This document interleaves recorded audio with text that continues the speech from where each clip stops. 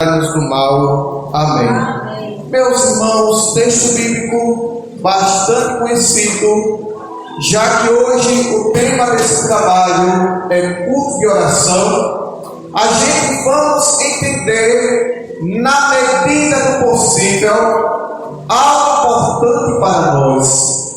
E o tema da mensagem que eu quero trazer nesta noite, para a ministração desta mensagem, é a importância, os efeitos que causa a oração na vida do cristão.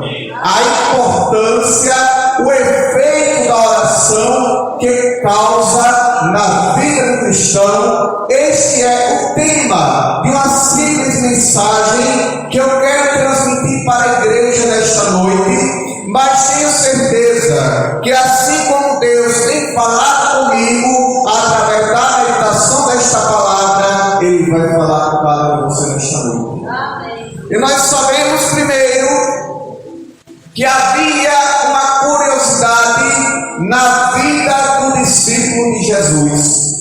Houve um questionamento em que o discípulo de Jesus Cristo, ele fez para Jesus. Disse: eu ouvi falar que o discípulo de João, ele gosta de orar, ele tem uma vida de oração. Ensina-nos a orar, como o discípulo de João também havia aprendido a orar. É verdade que o discípulo de Jesus, ele não tinha uma vida de oração. Por quê? Porque certamente eles estavam acostumados com Jesus ali, lado a lado, 24 horas por dia.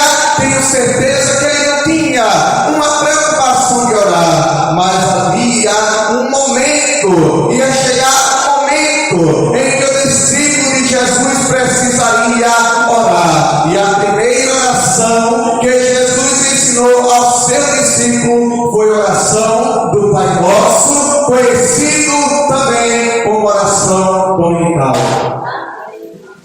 Mas eu quero dizer nesta noite que se você não sabe orar, você pode orar a oração do Pai Nosso, porque a oração do Pai Nosso é oração bíblica. A oração do Pai Nosso é a oração que Jesus ensinou ao discípulo que não sabe orar. A oração do Pai Nosso você pode realizar, porque a oração está na Bíblia. Mas se a gente parar para analisar, a gente vê, meus irmãos, que esta oração aqui, como eu falei em outros trabalhos, ela tem uma responsabilidade, ela tem uma suma importância. A gente, quando fizer uma oração como esta, a gente tem que ter a consciência, o porquê e como estamos orando. Porque é um versículo aqui que diz que seja feita a sua vontade, tanto na terra quanto também no céu. Amém. E às vezes a gente está orando de um jeito e Deus quer fazer de outro. Então a importância da oração na vida do cristão é entender que Jesus, ele trabalha da maneira e da forma dele. O querer de Deus não é o querer do homem. O querer de Deus não é o querer do ser humano. O querer de Deus não é o querer da mulher. O querer de Deus não é o querer da criança. O querer de Deus não é o querer do adolescente. O querer de Deus não é o querer do ser humano. O querer de Deus, a vontade de Deus, é aquela que vai prevalecer na minha tua vida. E a gente tem que estar preparado, porque mesmo orando, Deus vai fazer do jeito dele, na hora dele, da maneira dele, quando ele quiser, para a glória do Senhor.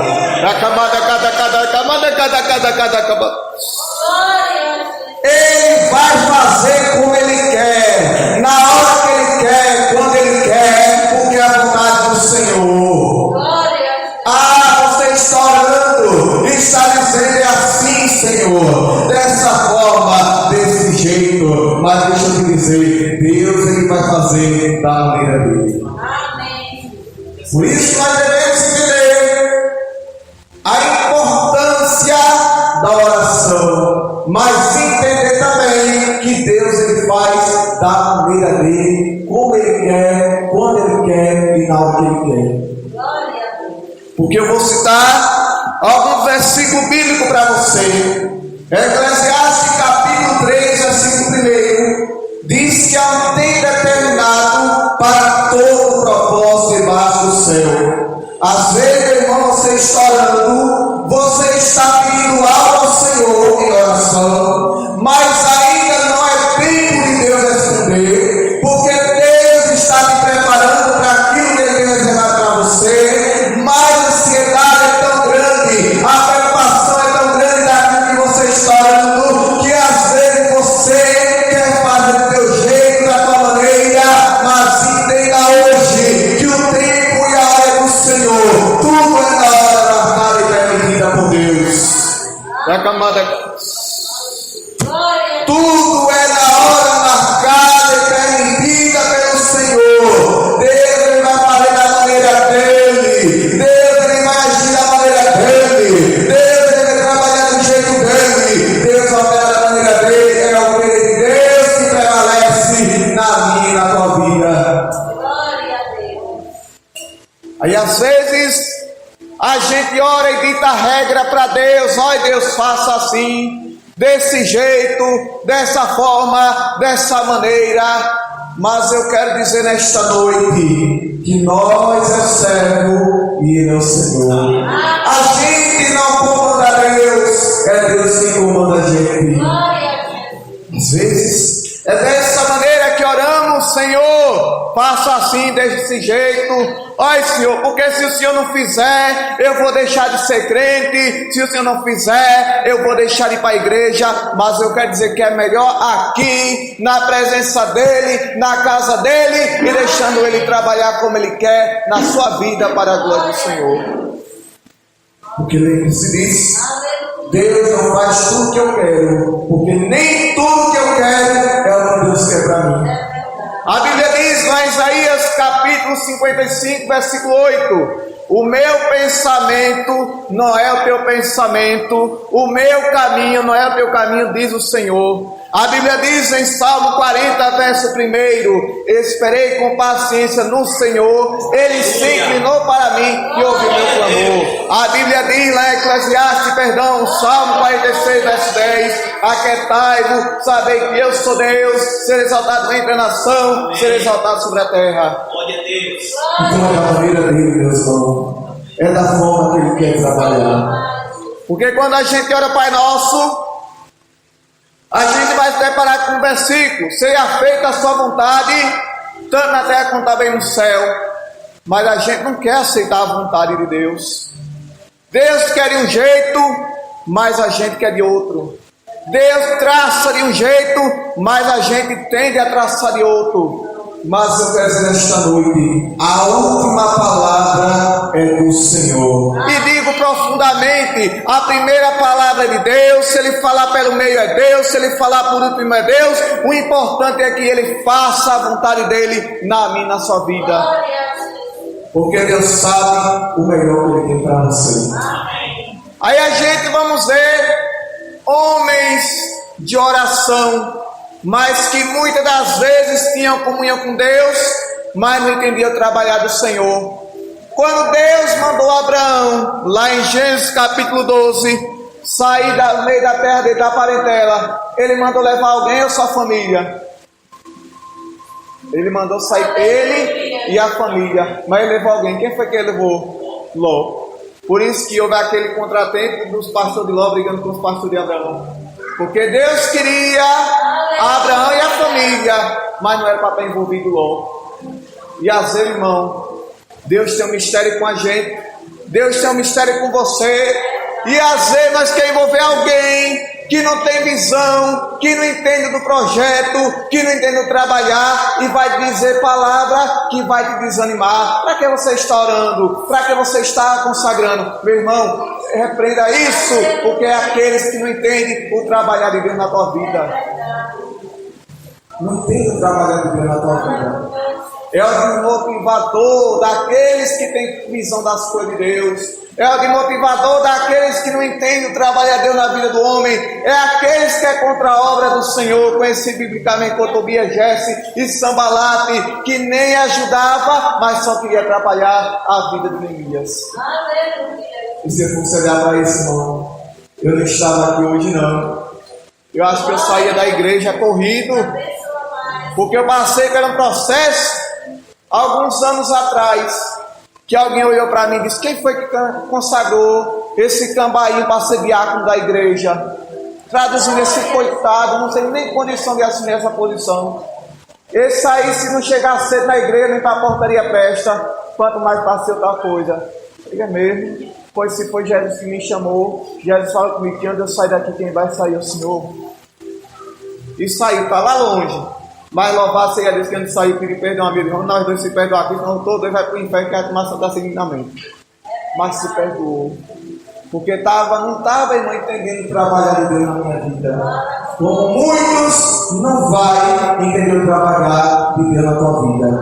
Por isso, nós temos que entender, meus irmãos, qual é a vontade do Senhor na minha na tua vida. E como é que a gente vai entender isso? Orando, buscando a palavra, jejuando e consagrando a nossa vida a Deus.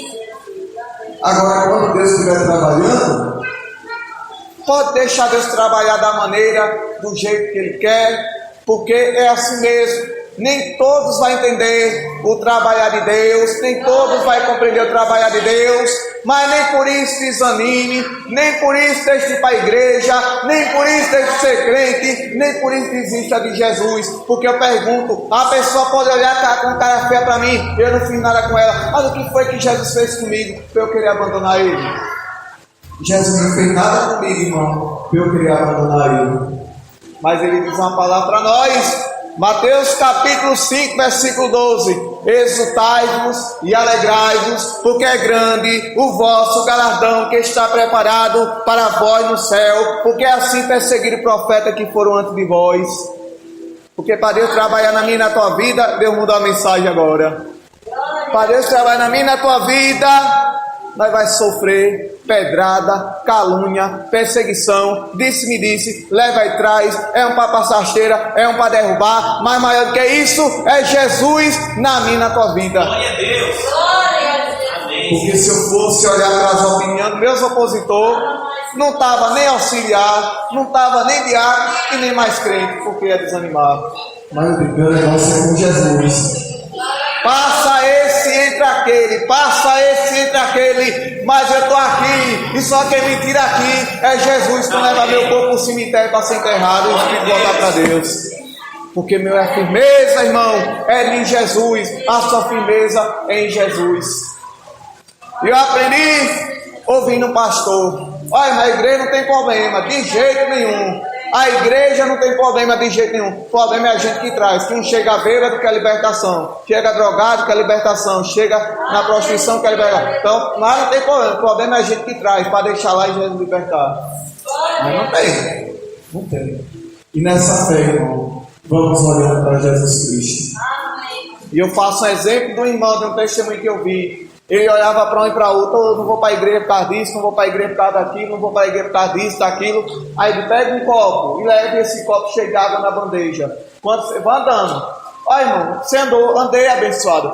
Caiu o copo de água, não caiu não, derramou não. Sabe por quê? Que você estava olhando para o alto, deixou de olhar para o lado para olhar para o alto. Então você olhar para Jesus.